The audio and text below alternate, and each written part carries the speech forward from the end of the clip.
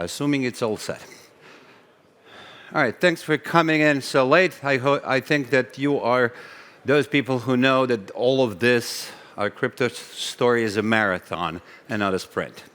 So usually on the second day of conference, only those kind of people stay. So thank you for being that.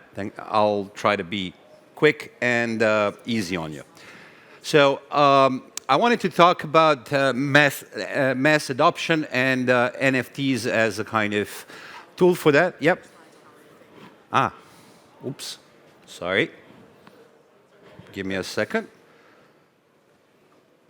Okay, so most of us here in the room are kind of old guards already in the NFT space. We all believe that they have a big future. So I want to tell you about what my view of how that future will be kind of created. I think there are three components to it. First one, surprisingly to all of you, probably, is that I like to begin with is sustainability and actually, in technical language, energy efficiency. Thanks to some smart minds who created this ecosystem, we have the most energy efficient and therefore most sustainable blockchain, Polkadot relay chain, as a basis of everything. And that story is very important. I'm going to get into that. The second pillar would be the technical infrastructure. I think that the EVM Solidity smart contracts are a great way to discover the use cases, the great way to discover the next generation of kind of what we can use NFTs for. But they run into loads of problems when it gets to actual real-world applications, and we are building some of those capabilities in Substrate.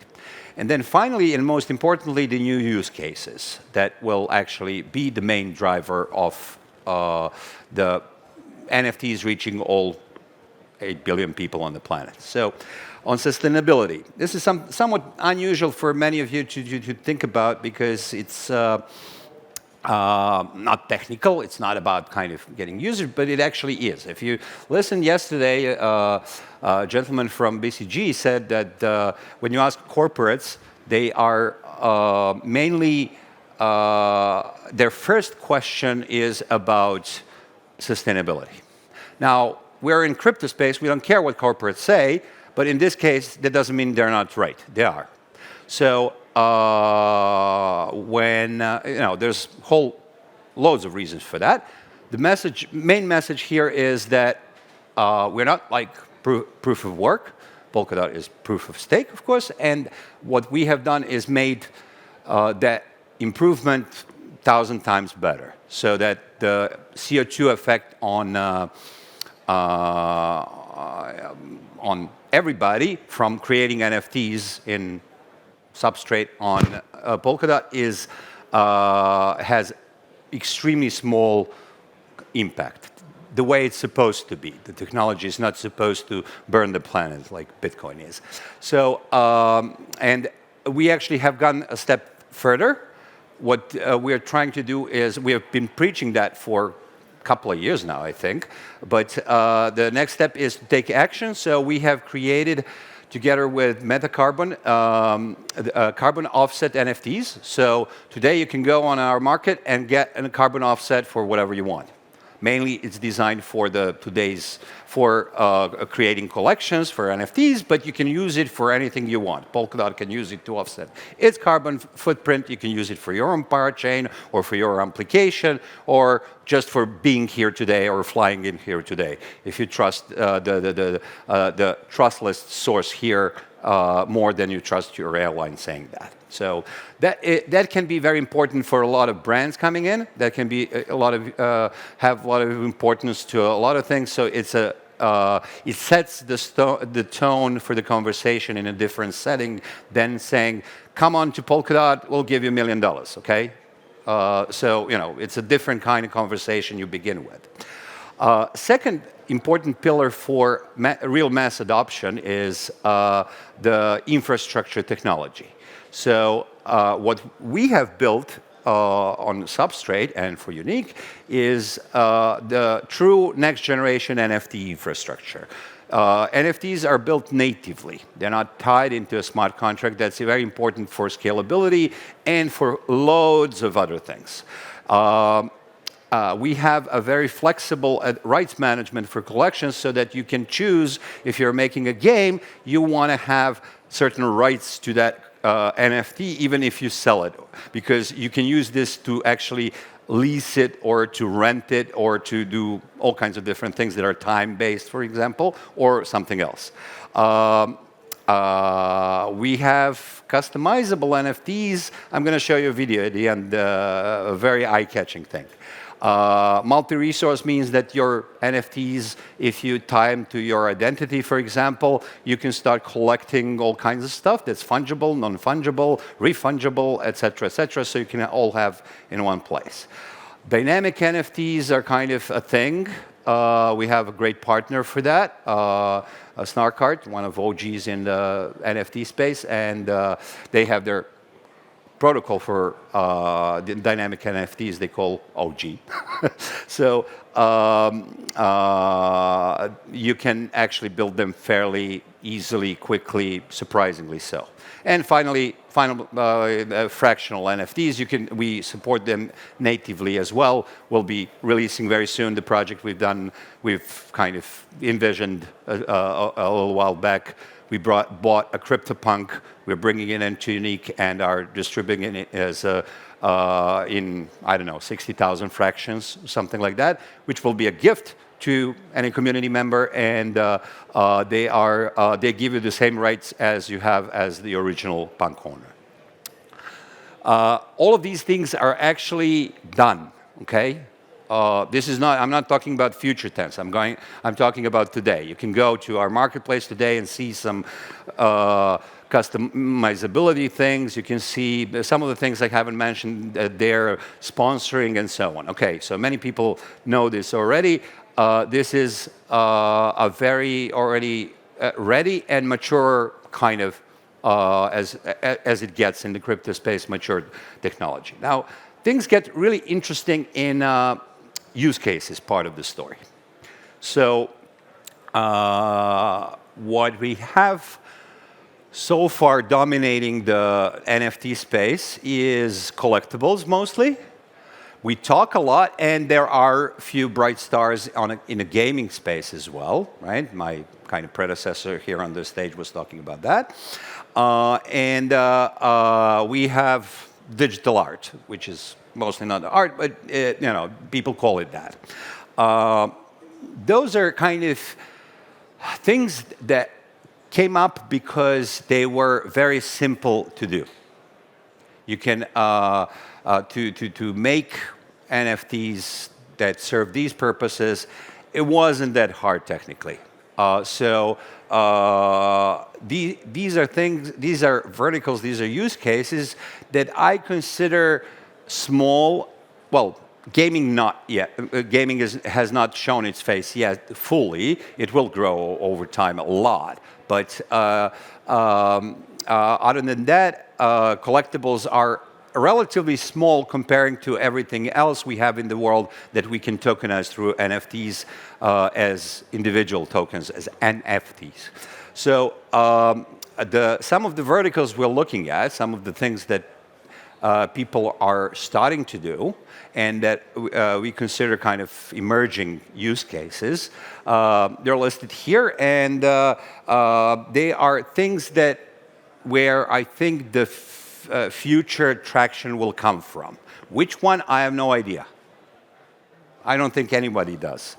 There will be, there will be a mix of them. I think that NFTs as a technology, in 10 years, they will be so big that nobody will know the word. It's like HTTPS. Who cares? Okay, it's there. Developers care. That's it. But this is the technology that needs to mature into being completely kind of under the hood, in the basement, doing its thing, and people care about what it really means. So let me talk a little bit about some of these use cases, then on Q&A maybe, or later we can discuss more. But The first of them, pull-ups, and then event ticketing, is something that was very popular last year and still continues to be so. And I've seen it myself. It does create a great value because it gives people in their hands, what they haven't experienced before. They read about NFTs somewhere, they heard about it, but when they get it in their hands, it's that first kind of, okay, here's my first email, or here's my first NFT, okay? So that's an important thing. One thing that POAPs kind of have as a problem is they're one-time thing, okay? So they become really valuable if they are just the first of many things. So what's coming out of that use case is community building platforms, loyalty programs, reputation building things, and we have seen recently quite a few very different organizations that really love this. Because it's a very efficient way for some people who haven't, the cultural organizations, museums, or just new kind of things, or movies, or some celebrities and so on, to create a much deeper connection to their fan base, or to their audience, to their community, to build the community. Snoop Dogg released his passport recently. That's kind of thing I'm talking about. And so, he is way ahead of us in terms of doing what we are thinking about and what we are working on. Okay, phygital products and provenance is very important. If there's anybody who's working on it, please come see us. We'd love to support you on that. I think that long-term identity is the most critical use case, where because there is no more important non-fungible asset we have in life than our own identity, and when that kind of happens, we will have we will start having online personas that really matter. And I think that's why what Kilt is doing is important, because we can tie into that and we can grow that from there. Real estate is something that I'm very cautious about because it's a very long-term thing. I think it's going to take 20, 30, 40 years to get them to really use NFTs in a way we envision them. But there are some interesting projects in the meantime who are kind of doing small segments of things, using them for smart ways and so on, which can serve for both metaverse kind of, so virtual worlds, but also real world real estate stuff. I want to touch a second on memorials. Okay, I'm going in 2 weeks to War Memory Festival, which is a gathering of world's top photojournalists who are basically documenting wars. Okay, and digital way of preserving memory has great kind of appeal to them because physical ones get destroyed, right? And it can be fast and so on. There is another use case here, which is provenance or things that Deloitte is working on, has kind of project in Italy on kind of proving the news sources and things like that. So that is a very unusual corner, but where NFTs can play a very important role, I think. Okay, gaming. Sorry, I don't have internet. I can't show you this. So the gaming, there has been a lot of talk about gaming, but we are particularly interested in more of gaming SDKs, which kind of do all kinds of things that mobile SDKs do. Allow you to do advertising and kind of charge for that in crypto, or give that as a reward, and so on and so forth. So that kind of angle really appeals to us. So these are just some of the use cases we've seen, and we are working on. We're working with partners on. So this is something that these are just some of the ideas. And again, which one of these is going to be really big next? We don't know. All we can do is try to push that kind of through and see what kind of really works. To kind of, while taking your questions, just wanted to show you. I told you we have all that technology advanced ready, right? So to prove that point, we did a hackathon done yesterday, and this is a submission of a guy who won it. I hope, Philip, that I didn't kind of that. Nah. Nah, you should have announced it yesterday, so we're okay. Okay, no, okay, can't do that. Anyway, I'm not connected to internet. Anyway, taking your questions, if you have any. Yep. You have. So, could you elaborate on the memorial? How does that work? Isn't that similar to what they do on Facebook with some old pictures and some videos? I can show you later that there's Ukraine has done actually digital memorial already for the war that's happening. Okay, so you actually document what's happening and put it on blockchain. It's there. It won't get lost. It can be, if you do it right, that's the thing that people are trying to figure out. But if you do it right, it can be used in courts in the future. It can be used for claims in the future. It can be used for a lot of things. But most importantly, it becomes a kind of documented memory of what's happened. Because the one thing that these photojournalists have discovered more than anything else is that our memory is a very faulty or kind of function. We remember the emotion, but we don't remember the facts. And the goal here is to preserve the facts. So very, very often, that this is kind of a much better way to do it.